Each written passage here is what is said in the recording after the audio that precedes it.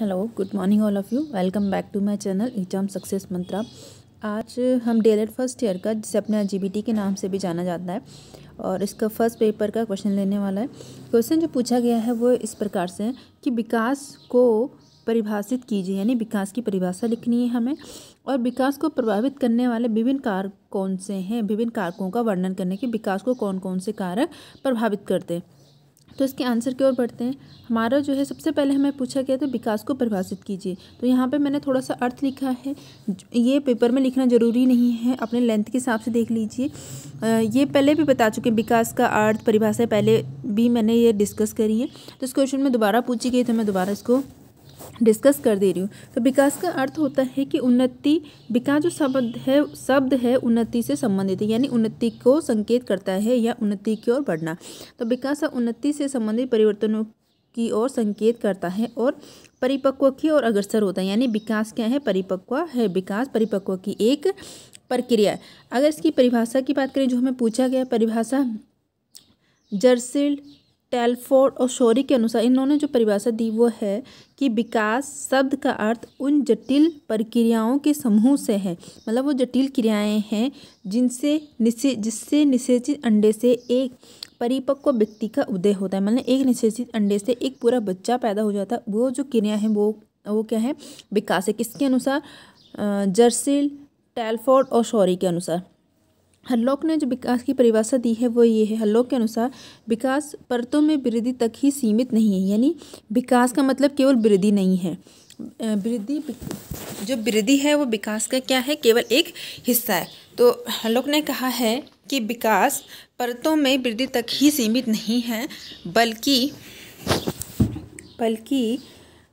यहाँ परिपक्व के लक्ष्य की और परिवर्तनों की एक प्रगतिशील श्रृंखला है। बल्कि क्या है? एक परिवर्तन है। परिवर्तन करते हम जो प्रगति करते हैं उसकी एक श्रृंखला, जो विभिन्न प्रकार के परिवर्तन हमारे जीवन में आते हैं उनकी एक श्रृंखला है। किसके अनुसार? हरलॉक के अनुसार। आगे बढ़ते हैं। आगे हमें पूछा गया था कि विकास को प्रभावित करने वाले कारकों का वर्णन कीजिए कि विकास को कौन कौन से कारक जो है वो क्या करते हैं? प्रभावित करते हैं।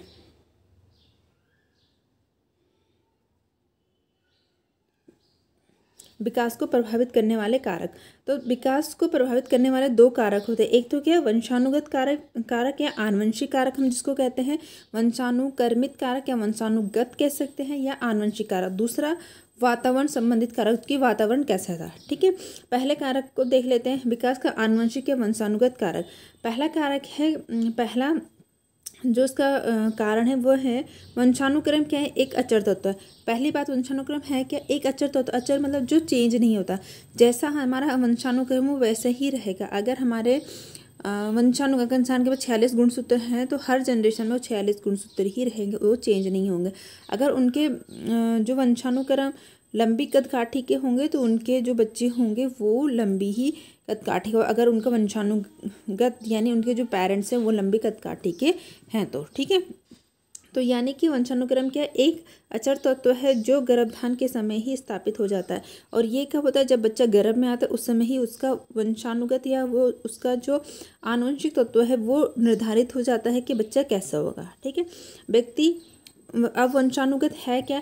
तो व्यक्ति को उसके माता पिता के द्वारा उसके पूर्वजों का जो अंतर्निहित प्रभाव प्राप्त होता है वही क्या? वंशानुगत। यानी कि व्यक्ति में जो कैरेक्टर आए हैं, उसके माता पिता के जो कैरेक्टर उसमें आए हैं, किसके? उसके पूर्वज के, मतलब उसके दादा के, उसके पापा के दादा के, वो जो कैरेक्टर उसके माता पिता के थ्रू, उसमें दादा के, नाना के, है ना, तो वो कैरेक्टर जो है वो ही क्या? उसके वंशानुक्रम है। वंशानुक्रम की विशेषताएं अपेक्षित अपरिवर्तनशील होते हैं। वंशानुक्रम की विशेषताएं चेंज नहीं होती हैं। अगर जब बच्चा गर्भ में आया हो, अगर उसका स्किन कलर उसमें क्या फेयर डिसाइड हुआ, गोरा डिसाइड हुआ है, उसमें ऐसे जीन हैं जो कम मेलानिन प्रोड्यूस करते हैं या पैदा करते हैं, तो वो बच्चा गोरा ही होगा, क्योंकि उसका वंशानुक्रम वैसा निर्धारित किया गया है। तो उसका वंशानुक्रम क्या? अपरिवर्तनशील होता है। व्यक्ति के विकास एवं मूल स्वभाव को निर्धारित करता है, और ये वंशानुक्रम ही व्यक्ति के विकास, उसके मूल स्वभाव को क्या करता है? निर्धारित करता है। आगे बढ़ते हैं, अगले पॉइंट की ओर बढ़ें तो इन्हीं तत्वों के द्वारा व्यक्ति की संरचना, किसके द्वारा? वंशानुक्रम के द्वारा ही व्यक्ति की संरचना कद, रंग, रूप और मानसिक योग्यता, बुद्धि, स्मृति, चिंतन आदि योग्यताओं का निर्माण होता है। वंशानुक्रम के द्वारा ही ये डिसाइड होता है कि व्यक्ति की संरचना कैसी होगी, उसका कद कैसा होगा, उसका रंग रूप कैसी, उसकी मानसिक शक्ति बहुत हद तक क्या होती है, उसका जो बेस निर्धारित होता है उसके आनुवंशिक के आधार पर ही होता है, उसकी बुद्धि, स्मृति, चिंतन आदि। आपने अक्सर देखा होगा जिसके माता पिता क्या है, बहुत बुद्धिमान होते हैं, उसके बच्चे भी क्या होते हैं, बुद्धिमान। अगर उसमें कोई भारी इफेक्ट बहुत ज़्यादा उसके इफेक्टेड नहीं करता है तो अक्सर ऐसे देखने को मिलता है। जिसके माता में मंद बुद्धि के होते हैं, बहुत हद तक उनके जो जीन्स हैं वो क्या उनके बच्चों में ट्रांसफ़र हो जाते हैं, है ना। तो उनके बच्चे भी वैसे ही हमें देखने को मिलते हैं। तो ये इसका एक रीज़न है। दूसरा है जो जीन्स, और इसमें इसको पैतृक कहा गया है। साइंस के लैंग्वेज या बायो के लैंग्वेज में जीन्स कहा जाता है। तो वो क्या वंशानुगतशील गुणों के वाहक होते हैं। मतलब जीन्स ही ऐसी एक संरचना है जो कैरेक्टर को माता पिता से बच्चे में ले जाती है। तो इसको उनको कहा गया है कि शील गुणों के वाहक होते हैं। वाहक मतलब ट्रैवलर जो कराती है, एक तरह से गाड़ी जो होती है ना। और इन्हें वास्तविक आनुवंशिक इकाई कहा जाता है। अगर पूछा जाए कि वंशानुक्रम की आनुवंशिक इकाई क्या है तो वो है जीन। क्यों? जीन ही अपने में वो करैक्टर नेक्स्ट जनरेशन में लेके जाते हैं। जब बच्चे का गर्भधान होता है यानी कि आनुवंशिकी ही, वंशानुगत ही के जो कैरेक्टर होते हैं वे 3 विशेषताओं को निर्धारित करते हैं। गर्भधान के समय ही बच्चे में 3 विशेषता निर्धारित होता है। एक तो उसका गुणकोश निर्धारित हो जाएगा, मतलब उसकी कद काटे, रंग रूप, मानसिक शक्तियाँ, स्मृति, ये सब निर्धारित हो जाएगा। दूसरा ये निर्धारित हो जाता है कि बच्चे का यौन क्या है, यौन मतलब वो लड़का है या लड़की है। दूसरा उनकी संख्या के बच्चे एक हैं या एक से अधिक हैं। तो ये सब गर्भधान के समय ही बच्चे में निर्धारित हो जाते हैं।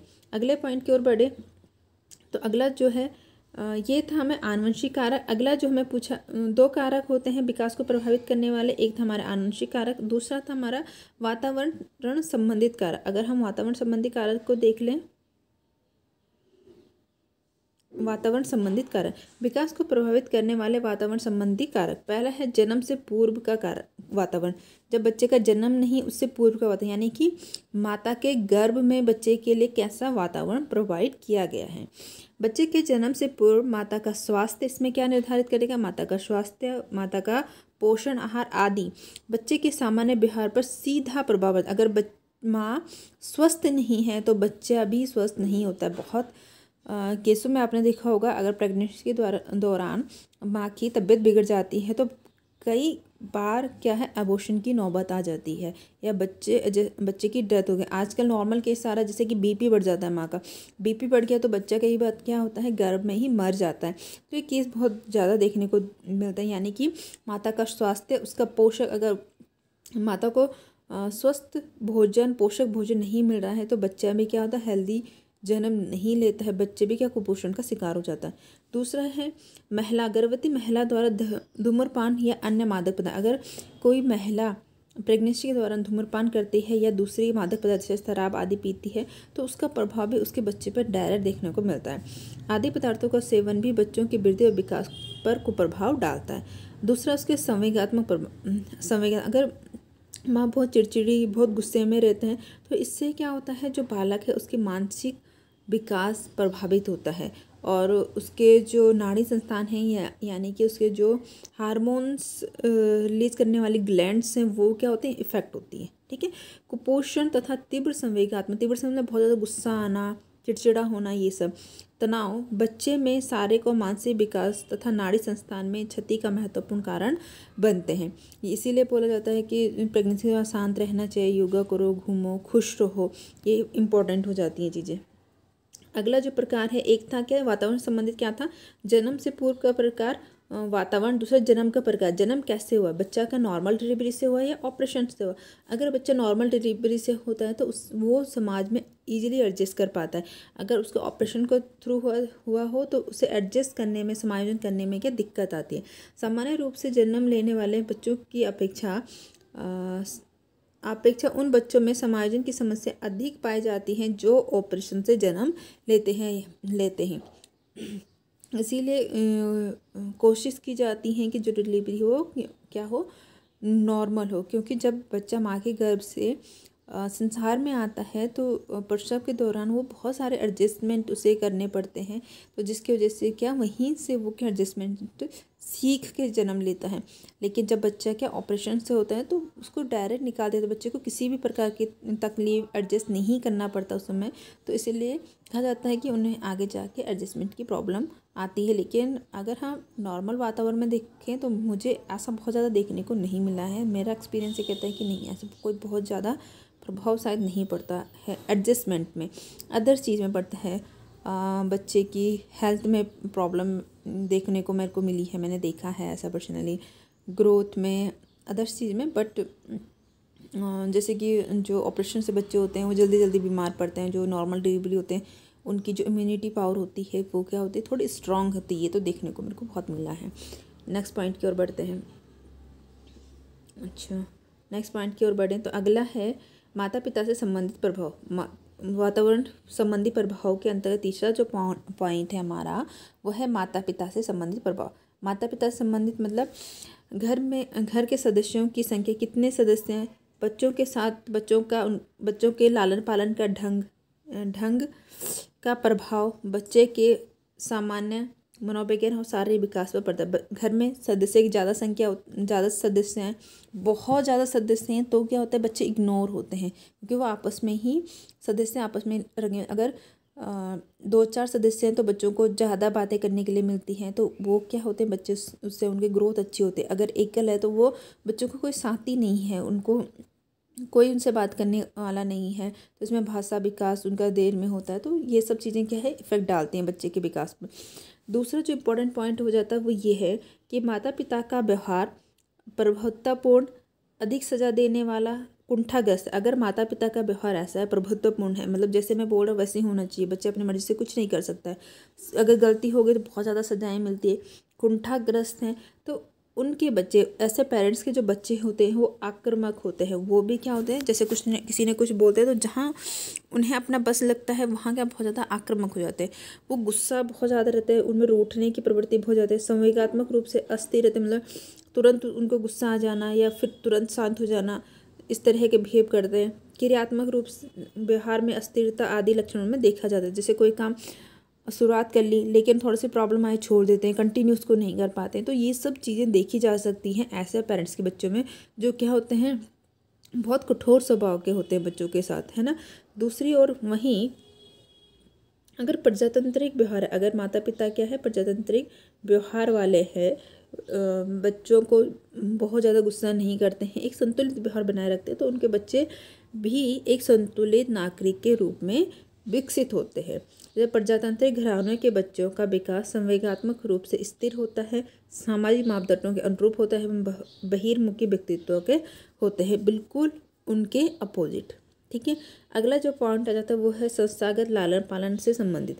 एक तो क्या था, जन्म से पूर्व, फिर जन्म का प्रकार, माता पिता से संबंधित। अब क्या संस्था, जिस संस्था में बच्चे रहते हैं, जैसे कोई घर में रहता है तो उसका जो बिहेवियर होगा, उसका जो विकास होगा वो अलग होगा। वहीं एक बच्चा जो है बालगृह या अनाथालय में रहता है तो उसका जो बिहेवियर होगा, विकास होगा, उसमें क्या होगा, दोनों के विकास में जमीन आसमान का अंतर पाया जाता है। ठीक है, बालगृह या अनाथालयों में रहने वाले बालकों में इन संस्थाओं के वातावरण उस संस्था का जैसे वातावरण, जैसे अगर कठोर वातावरण है, प्रजातांत्रिक वातावरण, जो भी वहाँ का माहौल है उसके साथ बच्चे, उनके साथ रहने वाले बच्चे, क्योंकि एक अनाथालय में 1 या 2 बच्चे तो होंगे नहीं, हज़ारों की संख्या में होंगे, तो उन बच्चों का इफेक्ट संस्था के प्रबंधक, वहाँ के जो शिक्षक का प्रभाव उनके संपूर्ण विकास पर रहता है, संपूर्ण जीवन में विकास में रहता है। दूसरा, अनाथालय में बच्चे का मनोवैज्ञानिक विकास अवरोध होता है। कहा जाता है कि जो अनाथालय में रहने वाले बच्चे हैं उनका मनोवैज्ञानिक विकास ना के बराबर होता है। वहीं उनमें सामाजिक संबंध और पर्सनल जो संबंध बनाने की जो क्षमता होती उतनी ज़्यादा विकसित नहीं होती जितना एक नॉर्मल परिवार में रहने वाले बच्चे में होती है। ठीक है, सामाजिक संबंध एवं व्यक्तिगत संबंध स्वस्थ रूप से विकसित नहीं हो पाते हैं। अगला है सांस्कृतिक कारक। सांस्कृतिक कारक की बात करें तो बच्चे की अभिवृद्धि सामाजिकरण की प्रक्रिया संस्कृतियों द्वारा नियंत्रित की जाती है। अलग अलग संस्कृति में आप देखते होंगे कि लोगों का जो सोचने समझने का तरीका है वो अलग अलग है। एक संस्कृति के लोग लगभग एक जैसे सोचते हैं, मतलब कुछ मान्यताएं को एक जैसे मानते हैं तो उस तरह से वो आचरण करते हैं, है ना। अगर संस्कृति का डिफरेंस आ जाता है तो उनके सोचने, काम करने, लोगों से मिलने जुलने के तरीके में क्या जाता है, चेंजेज आ जाता है। यानी कि जो संस्कृति होती है वो हमारे अभिवृत्ति, हमारी जो हमारा जो नेचर है बहुत हद तक उससे हमारे सामाजिकरण के प्रक्रिया, समाज में हम कैसे एक दूसरे घुलते मिलते हैं, समाज में कैसे विकसित होते हैं, ये सब क्या है, हमारे सामाजिकरण, हमारी संस्कृति डिसाइड करती है या उसे कंट्रोल करती है। यानी बच्चों के सामाजिक व्यवहार पर भी संस्कृति का प्रभाव देखने को मिलता है। नेक्स्ट पॉइंट की ओर बढ़ते हैं।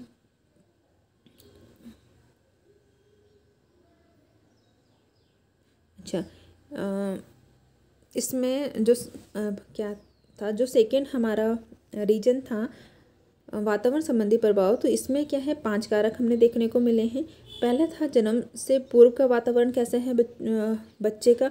उसके बाद जो अगला था वो था हमारा कि जन्म का प्रकार कैसे, बच्चे का जन्म किस प्रकार से हुआ है। अगला जो कारक था वो है माता से संबंधी कारक, माता पिता या परिवार से संबंधी कारक हम इसको कह सकते हैं। अगला जो पॉइंट था हमारा वो था कि जिस संस्था में बच्चे रहते हैं वहाँ का वातावरण कैसे, जिस संस्था में बच्चे रहते हैं वहाँ का वातावरण कैसा है। अगला जो पॉइंट था वो है सांस्कृतिक कारक, जो वहाँ की संस्कृति कैसे उस पर डिपेंड करता है। तो यहाँ पे हमारा ये क्वेश्चन कंप्लीट होता है जिसमें हमें पूछा गया था कि विकास की परिभाषा लिखा और उसको प्रभावित करने वाले कारक। मेन 2 कारक थे, एक वंशानुगत कारक और दूसरा क्या था, वातावरण संबंधित कारक। तो ये आंसर यहीं पर कंप्लीट होता है। चलो फिर मिलते हैं नेक्स्ट लेक्चर में नेक्स्ट क्वेश्चन के साथ। और तब तक अगर आपको पसंद आता है तो चैनल को सब्सक्राइब करें, लाइक करें, शेयर करें। ठीक है, फिर मिलते हैं नेक्स्ट लेक्चर में।